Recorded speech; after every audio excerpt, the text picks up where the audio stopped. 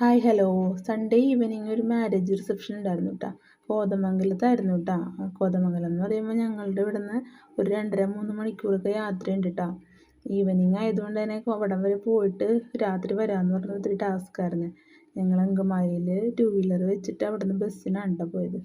അവിടെ ചെന്ന് അധികം നേരം നിന്നില്ല കേട്ടോ. അതുകൊണ്ട് രാത്രി ആയതുകൊണ്ട് പെട്ടെന്ന് തന്നെ ചെന്ന് കുറച്ച് കഴിഞ്ഞപ്പോൾ തന്നെ ഭക്ഷണമൊക്കെ കഴിച്ച് ഞങ്ങൾ പോന്നു കേട്ടോ. ചേച്ചിയുടെ മോൻ ഞങ്ങൾ ആ ടൗണിലേക്ക് ആക്കി തന്നു. കോതമംഗലം നിന്ന് ഉള്ളിലേക്ക് ഒരു 15-20 മിനിറ്റൊക്കെ ഉണ്ട് കേട്ടോ. ഈ ചെറുവട്ടൂർ എന്നാണ് കേട്ടോ സ്ഥലത്തിൻ്റെ പേര്. ഞാൻ ആദ്യമായിട്ട് പോയതാണ് കേട്ടോ ചെറുവട്ടൂർ. ഇരുമലപ്പടി ഒരുപാട് സ്ഥലത്തിൻ്റെ പേര് കേൾക്കാം അവിടെ ചെന്ന് കഴിഞ്ഞിട്ടുണ്ടെങ്കിൽ, കേൾക്കാത്ത പേരുകളാണ്. എന്നിട്ട് ഞങ്ങൾ അവിടെ നിന്ന് പെരുമ്പാവൂർ ബസ്സിന് പോന്നു. അവിടെ നിന്ന് അങ്കമാലിക്ക് പോന്നു.